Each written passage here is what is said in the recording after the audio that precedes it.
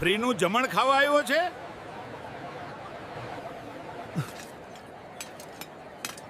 બસ કરો પપ્પા.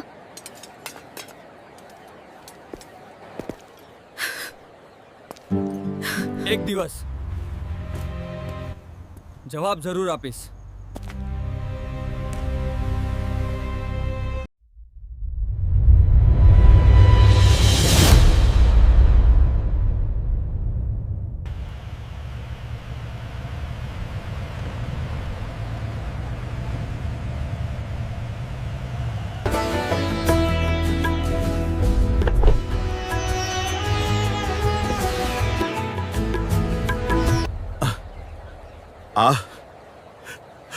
આ એ જ છોકરો છે? યાદ છે એ દિવસ? માફ કરજો, ભૂલ થઈ ગઈ.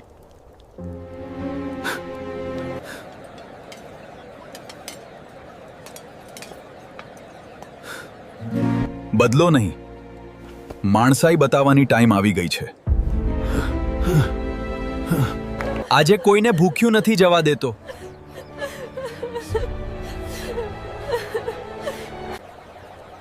આજે એ જ છે,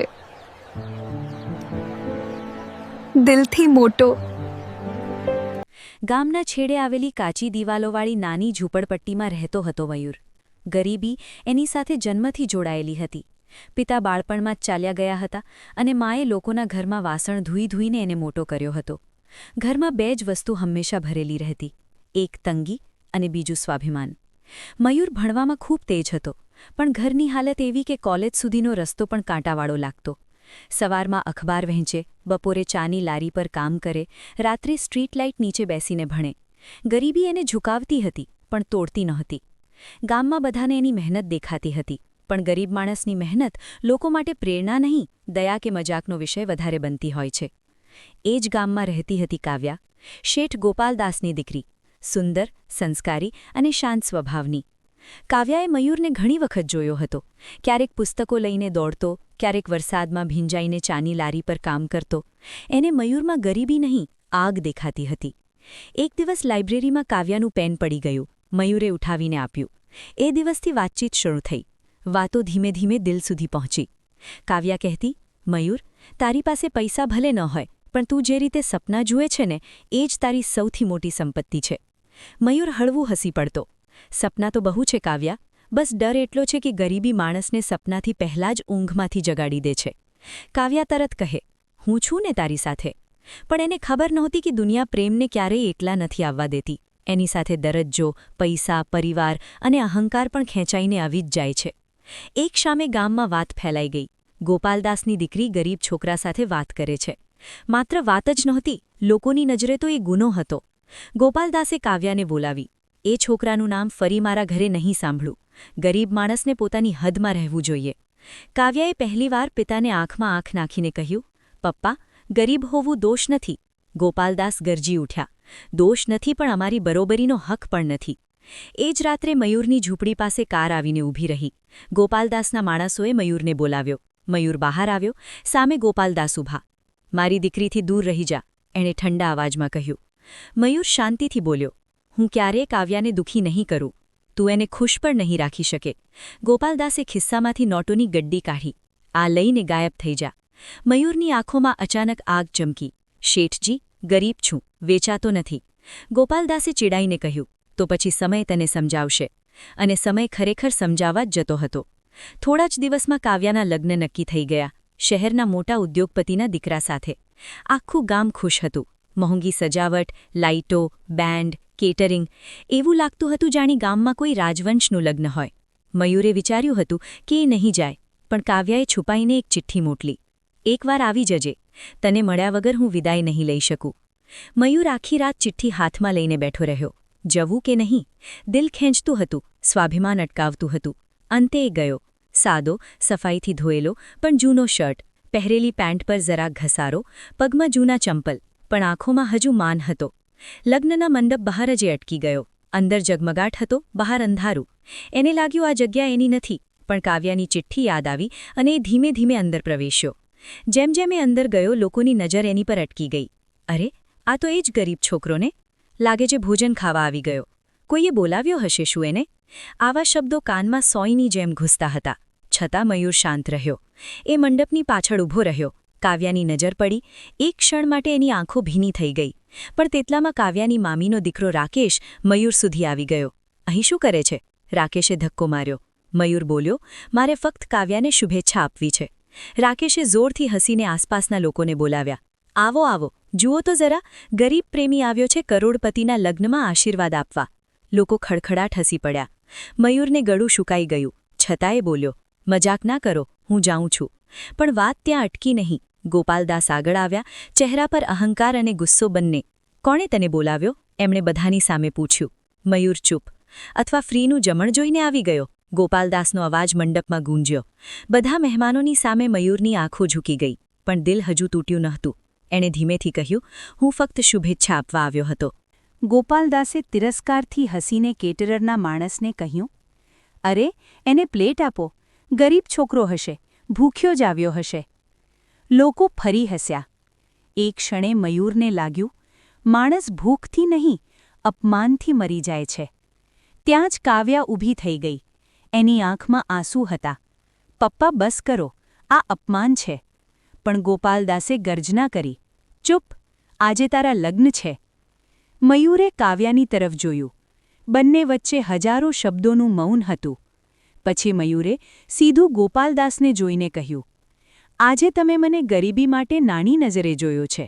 ઠીક છે, પણ એક વાત યાદ રાખજો શેઠજી, ગરીબનો સમય ખરાબ હોઈ શકે, કિસ્મત નાની નહીં. એટલું કહીને એ પાછો વળી ગયો. મંડપની બહાર પડતાં જ વરસાદ શરૂ થયો. કદાચ આકાશને પણ એ અપમાન સહન ન થયું. મયુર રાતભર ભીંજાતો ચાલતો રહ્યો. ઘરે પહોંચ્યો ત્યારે માએ દરવાજો ખોલ્યો. પુત્રની આંખો જોઈને બધું સમજી ગઈ. શું થયું બેટા? મયુર પહેલીવાર બાળકીની જેમ રડી પડ્યો. માં, આજે મને ખૂબ નાનો બનાવ્યો. માએ એની ભીંજાયેલી વાળ પર હાથ ફેરવ્યો. દુનિયા જે દિવસે તને નાનો બનાવે ને, એ દિવસે જ મોટું બનવાનું નક્કી કરવું. એ શબ્દો મયુરના જીવનનો વળાંક બની ગયા. બીજા જ અઠવાડિયે એ ગામ છોડીને અમદાવાદ જતો રહ્યો. ખિસ્સામાં માત્ર 700 રૂપિયા, બેગમાં 2 જોડી કપડાં, દિલમાં એક ઘા અને આંખોમાં પ્રતિજ્ઞા. શહેરે એને ખોળે નહીં, કસોટીમાં લીધો. સૌપ્રથમ બાંધકામની સાઇટ પર મજૂરી કરી. ત્યાંથી કમાયેલા પૈસામાં રાતે કમ્પ્યુટર ક્લાસમાં દાખલો લીધો. દિવસમાં કામ, રાત્રે અભ્યાસ. ઘણીવાર ભૂખ્યા પેટે સૂઈ જતો. ક્યારેક બસનું ભાડું બચાવમાં 10-10 કિલોમીટર ચાલતો. પણ એને લગ્નના મંડપમાં થયેલું અપમાન દરરોજ યાદ આવતું. એ અપમાન હવે એની કમજોરી નહીં, ઈંધણ બની ગયું હતું. એક દિવસ ઓફિસમાં પાર્સલ પહોંચાડવા ગયો ત્યારે એને અંદર કેટલાક લોકો વેબસાઇટ અને ડિજિટલ માર્કેટિંગ વિશે ચર્ચા કરતા સાંભળ્યું. મયુરને ટેકનોલોજીનો શોખ હતો. એણે પાછા આવીને યુટ્યુબ પરથી શીખવાનું શરૂ કર્યું. મફત વિડિયો જોઈને જૂના લેપટોપ પર રાતભર પ્રેક્ટિસ કરતો. થોડા મહિનામાં નાની કંપનીઓને સોશિયલ મીડિયા પેજ સંભાળવાનું કામ મળવા લાગ્યો. પહેલી કમાણી 5,000, પછી 10,000, પછી 25,000. મયુરે એક રૂપિયો બચાવ્યો. રૂમ પાર્ટનર સાથે નાની ભાડાની ઓરડીમાં રહેતો. સેકન્ડ હેન્ડ લેપટોપ ખરીદ્યો અને પોતાનું નાનું ડિજિટલ એજન્સી શરૂ કરી. પણ સફળતા સીધી નથી આવતી. એક વખત મોટો ક્લાયન્ટ મળ્યો. મયુરે બધું દાવ પર લગાવીને પ્રોજેક્ટ લીધો. કર્મચારીઓ રાખ્યા, ઓફિસ ભાડે લીધી. પણ ક્લાયન્ટે પેમેન્ટ અટકાવી દીધું. ઉપરથી ટીમના 2 લોકો ડેટા લઈને ભાગી ગયા. દેવું માથે ચડી ગયું. ઓફિસનો ભાડો, સ્ટાફનો પગાર, ઘરની જવાબદારી, બધું એક સાથે ગળા પર આવ્યું. એક રાત્રે મયુર ઓફિસમાં એકલો બેઠો હતો. બાકી બધા જ જઈ ચૂક્યા હતા. લાઇટ ધીમી હતી. ટેબલ પર બાકી બિલો. ફોન પર લેન્ડલોર્ડના મિસ્ડ કોલ. એણે માથું પકડી લીધું. શાયદ ગોપાલદાસ સાચા હતા. એણે મનમાં વિચાર્યું. પણ તરત જ માની અવાજ યાદ આવી. એ દિવસે જ મોટું બનવાનું નક્કી કરવું. મયુરે આંખો પોચી કરી, લેપટોપ ફરી ખોલ્યો અને આખી રાત કામ કરીને નવી પ્રેઝન્ટેશન તૈયાર કરી. બીજા દિવસે 5 કંપનીઓને મોકલી. 4એ જવાબ ન આપ્યો. એકે મીટિંગ આપી. એ મીટિંગ મયુરના જીવનનો બીજો વળાંક બની. એક સ્ટાર્ટઅપના માલિકે એની અંદર આગ જોઈ. તમે ગરીબીમાંથી આવ્યા છો? એમણે પૂછ્યું. મયુરે હા પાડી. એ માણસ હસ્યો. તો પછી તમે લડવું જાણો છો? આવી જ વ્યક્તિ જોઈએ. એને મોટો પ્રોજેક્ટ મળ્યો. પ્રોજેક્ટ સફળ ગયો. મયુરનું નામ વધ્યું. ત્યાર પછી પાછળ ફરીને જોવાનો વારો નહોતો. 5 વર્ષમાં મયુરની કંપની ગુજરાતની જાણીતી ડિજિટલ અને બ્રાન્ડિંગ કંપની બની ગઈ. અમદાવાદમાં પોતાનું ગ્લાસવાળું ઓફિસ, ટીમમાં 50થી વધુ લોકો, કરોડોનું ટર્નઓવર. પછી એણે રિયલ એસ્ટેટ અને ટેકમાં પણ રોકાણ કર્યું. નાનું ઝૂંપડું છોડનાર છોકરો હવે પોતાની માને શહેરમાં બંગલામાં રાખતો હતો. પણ એક વસ્તુ બદલાઈ નહોતી: અપમાનનો ઘા. માએ એક દિવસ કહ્યું, બેટા, પૈસા કમાઈ લીધા, નામ પણ કરી લીધું. હવે દિલ હળવું કર. જૂની વાતોને બાંધીને રાખીશ તો સુખ અધૂરું રહેશે. મયુર મૌન રહ્યો. કદાચ માં સાચું કહેતી હતી. પણ દિલના કેટલાક દરવાજા ફક્ત સમય નહીં, સત્ય ખોલે છે. એ જ સમયે ગામમાંથી ખબર આવી કે ગોપાલદાસનો ધંધો બેસી ગયો હતો. જમાઈએ કાવ્યાને દગો આપ્યો. જે લગ્ન એટલા ધામધૂમથી થયા હતા તેના 2 વર્ષમાં જ ઘર તૂટ્યું. જમાઈ શહેરમાં બીજી સ્ત્રી સાથે રહેવા લાગ્યો. કાવ્યા અપમાન, એકલતા અને તૂટેલા વિશ્વાસ સાથે પિયર પરત આવી. ગોપાલદાસનો કારખાનો લોનમાં ડૂબી ગયો. લોકો જેઓ ક્યારેક એના દરવાજે ઊભા રહેતા, હવે ફોન પણ ઉઠાવતા ન હતા. સમયનું ચક્ર ધીમે ધીમે ફરતું હતું. એક દિવસ મયુરની કંપનીને પોતાના જ ગામ પાસે મોટા કમર્શિયલ પ્રોજેક્ટ માટે જમીન ખરીદવાની તક મળી. લોકેશન અદ્ભુત હતું. પેપરો ચેક કર્યા ત્યારે ખબર પડી કે જમીન ગોપાલદાસની હતી. દેવામાં ડૂબેલા ગોપાલદાસ એને વેચવા મજબૂર હતા. ફાઇલ હાથમાં લઈ મયુર થોડો સમય નિઃશબ્દ રહ્યો. કર્મચારી બોલ્યો, સર, માલિક સાથે કાલે મીટિંગ ફાઇનલ છે. મયુરે ફાઇલ બંધ કરી. હા, રાખો. પછી આખી રાત એ ઊંઘી શક્યો નહીં. ભાગ્યે એને પાછું એ જ વાટ પર લાવીને ઊભું રાખ્યું હતું જ્યાંથી એની આગ શરૂ થઈ હતી. બીજા દિવસે કાફલો ગામમાં પહોંચ્યો. કાળી મોંઘી કાર, પાછળ બીજી ગાડીઓ, સૂટ પહેરેલો મયુર, સાથે ટીમ. ગામના લોકો ચોંકી ગયા. અરે, આ તો મયુર છે ને? એ જ ગરીબ છોકરો કહે છે કરોડપતિ બન્યો છે. ગામની ગલીઓ જે ક્યારેક એને તિરસ્કારથી જોતા હતા, આજે આશ્ચર્યથી જોઈ રહી હતી. ગોપાલદાસના બંગલા સામે કાર અટકી. ક્યારેક ભવ્ય લાગતું એ ઘર હવે ઉદાસ લાગતું હતું. દિવાલો પરની ચમક ઓછી થઈ ગઈ હતી. દરવાજા પરનો ગર્વ પણ ખસી ગયો હતો. મયુર અંદર પ્રવેશ્યો. હોલમાં ગોપાલદાસ બેઠા હતા. વાળ સફેદ, ચહેરો પડતો, આંખોમાં થાક. એણે મયુરને જોયો અને એક પળ માટે સમય અટકી ગયો. 2 માણસો સામસામે હતા. એક જેણે ક્યારેક અપમાન આપ્યું હતું, બીજો જેણે એ અપમાનને સામ્રાજ્યમાં ફેરવી દીધું હતું. ગોપાલદાસ ધીમેથી ઊભા થયા. હોઠ કંપ્યા. મયુર? મયુર શાંત. કેમ છો શેઠજી? શેઠજી શબ્દમાં અહંકાર નહોતો, પણ સમયનો જવાબ ચોક્કસ હતો. ગોપાલદાસની નજર ઝૂકી ગઈ. બેસો. મયુર બેઠો. ટીમ બહાર જ રહી. એક અજીબ મૌન છવાઈ ગયું. ઘડિયાળની ટીક-ટીક પણ સાંભળાતી હતી. ગોપાલદાસે હિંમત ભેગી કરી. સાંભળ્યું હતું, તું બહુ આગળ વધી ગયો છે. મયુરે નમ્રતાથી કહ્યું. ભગવાન અને માની મહેરબાની. પછી બંને ફરી ચૂપ થઈ ગયા. પણ એને ખબર નહોતી કે આ મૌન પાછળ એક વધુ તૂટેલું દિલ ઊભું હતું. પાછળથી કાવ્યા આવી. સાદી સાડીમાં, ચહેરા પર વર્ષોના દુઃખના નિશાન, પણ આંખોમાં એ જ શાંતિ. મયુર એને જોઈને અંદરથી હચમચી ગયો. સમય બંનેને બદલ્યો હતો, પણ કંઈક હજુ બચેલું હતું, એક અધૂરું પાનું. કાવ્યાએ ધીમેથી કહ્યું, અભિનંદન મયુર, તું ખરેખર જીતી ગયો. મયુરના હોઠ પર કડવું સ્મિત આવ્યું. જીતી ગયો? કદાચ, પણ કેટલાક જીતમાં પણ બહુ હાર હોય છે. કાવ્યાની આંખો ભીની થઈ ગઈ. ગોપાલદાસે ગળું સાફ કર્યું. જમીનનો સોદો છે. અમારી હાલત તને ખબર જ હશે. મયુરે ફાઇલ ટેબલ પર મૂકી. હા, જોઈ છે. ગોપાલદાસના હાથ કાંપતા હતા. જે માણસ ક્યારેક નોટોની ગડ્ડી બતાવીને બીજાનો દર નક્કી કરતો હતો, આજે પોતાની જ મિલકત બચાવવા માટે સામે બેઠો હતો. એણે ધીમેથી કહ્યું, હું તારી સાથે વેપાર કરવા લાયક નથી, પણ પરિસ્થિતિ એવી છે કે... વાક્ય અધૂરું રહી ગયું. મયુરે એની આંખોમાં જોઈને પૂછ્યું, યાદ છે શેઠજી, એક દિવસ તમે કહ્યું હતું, ગરીબ માણસને પોતાની હદમાં રહેવું જોઈએ. ગોપાલદાસની પાંપણો ઝૂકી ગઈ. કાવ્યાએ આંખ બંધ કરી લીધી. મયુર આગળ બોલ્યો, અને એ પણ કહ્યું હતું ફ્રીનું જમણ ખાવા આવ્યો હશે. હોલમાં શરમ એટલી ઘેરી થઈ ગઈ કે શ્વાસ લેવો મુશ્કેલ લાગે. ગોપાલદાસનો અવાજ તૂટી ગયો. ભૂલ થઈ હતી મયુર, બહુ મોટી ભૂલ. પૈસાનો ઘમંડ હતો, મને માફ કરી દે. આ શબ્દો સાંભળીને મયુરના અંદર વર્ષોથી દબાયેલો ગુસ્સો ધગધગવા લાગ્યો. એને એક ક્ષણ માટે લાગ્યું, હવે સમય છે જવાબ આપવાનો. હવે કહી દઉં કે જમીન અડધી કિંમતે લઉં, જેથી તમને પણ સમજાય અપમાન શું હોય.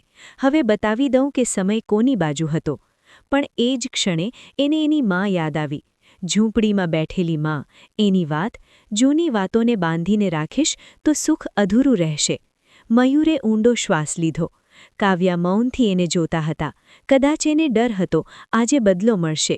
કદાચ આશા હતી, આજે મયુર પોતાની મહાનતા સાબિત કરશે. અને ત્યાર પછી મયુરે જે કર્યું, એણે આખે વાતનો અર્થ બદલી નાખ્યો. એણે ફાઇલ ખોલી અને ગોપાલદાસ તરફ ધકેલી. આમાં માર્કેટ ભાવથી વધુ કિંમત લખેલી છે. ગોપાલદાસ ચોંક્યા. વધુ? હા, મયુર બોલ્યો, કારણ કે હું જમીન નહીં, એક અધૂરી ગણતરી બંધ કરવા આવ્યો છું. ગોપાલદાસની આંખો પહોળી થઈ ગઈ. પણ શા માટે? મયુરની નજર સ્થિર હતી.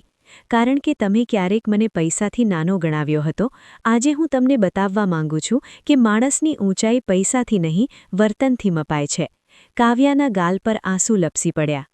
મયુર આગળ બોલ્યો, હું બદલો લેવા આવ્યો હોત ને તો સસ્તામાં સોદો કરી શકત. પણ પછી મારા અને તમારા વચ્ચે ફર્ક શું રહેત? હોલમાં ફરી મૌન. પણ આ મૌન હવે ભારે નહોતું, ગહન હતું.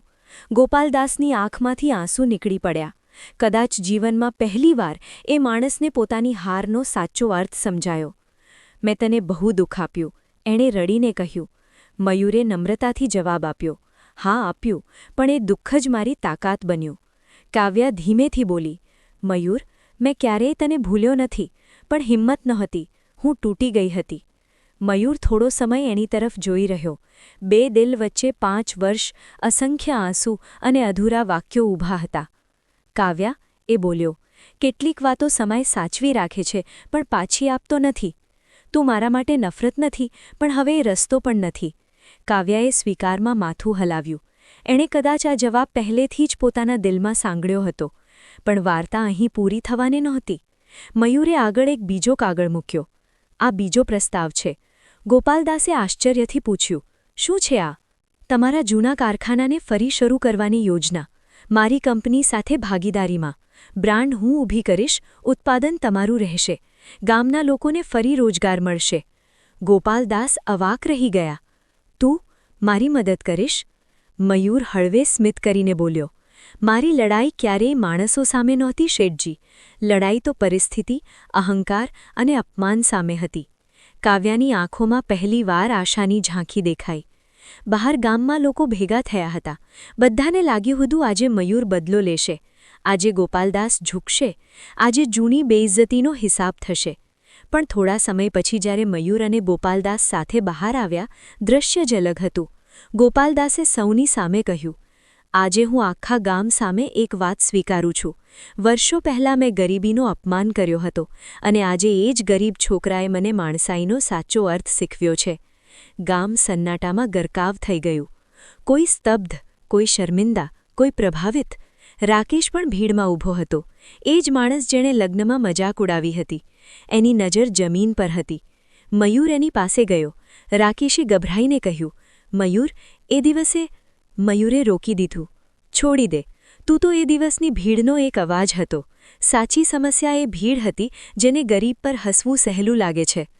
આ વાક્ય સીધું લોકોના હૃદયમાં ઉતરી ગયું. થોડા જ મહિનામાં કારખાનું ફરી શરૂ થયું. ગામના લોકોને કામ મળવા લાગ્યું. ગોપાલદાસ ધીમે ધીમે બદલાતા ગયા. હવે તેઓ મજૂરોને નામથી બોલાવતા, કર્મચારીઓ સાથે બેસીને ચા પીતા. ગર્વ તૂટ્યો હતો, પણ માણસ જન્મ્યો હતો.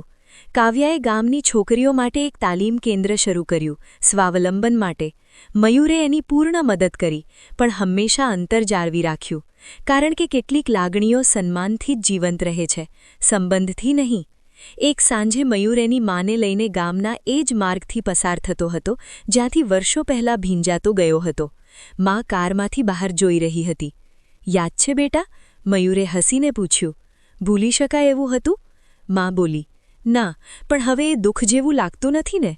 મયુરે ધીમેથી કહ્યું, ના માં, હવે એ ઘા નથી, પાઠ છે. માં ગર્વથી એના ખભે પર હાથ રાખી બોલી, મોટો તો તું એ દિવસે જ બની ગયો હતો જ્યારે અપમાનને નફરતમાં નહીં, મહેનતમાં ફેરવ્યું. મયુરે કાર રોકાવી. સામે દૂર એ જ લગ્નવાળો મંડપ દેખાતો હતો, હવે ખાલી પડેલો. સમય બધું બદલી નાખે છે. લાઇટો બુઝાઈ જાય છે, અવાજો ઉતરી જાય છે, ભીડ વિખેરાઈ જાય છે, પણ એ જગ્યાઓ સાક્ષી બની રહે છે. મયુર થોડો સમય નિશબ્દ જોઈ રહ્યો. 5 વર્ષ પહેલાં અહીં એનું અપમાન થયું હતું. આજે એ જ છોકરો કરોડપતિ બનીને પાછો આવ્યો હતો. પણ એની સૌથી મોટી જીત કરોડો રૂપિયા ન હતા. સૌથી મોટી જીત એ હતી કે જે જગ્યા પર એને નાનો બનાવવામાં આવ્યો હતો એ જ જગ્યા પર એ પોતાના સંસ્કારોથી મોટો સાબિત થયો. અને સાચું કહીએ તો કરોડપતિ બનવું મોટી વાત નથી. અપમાન પછી પણ દિલ ગરીબ ન થવા દેવું એ સૌથી મોટી અમીરી છે. જે દિવસે દુનિયા તમને તમારી હાલત પરથી માપે ને એ દિવસે શાંત રહીને તમારી કિંમત સમયને સાબિત કરવા દો. કારણ કે સમય જ્યારે જવાબ આપે છે ને ત્યારે અવાજ નહીં કરે, સીધું સ્થાન બદલી નાખે છે.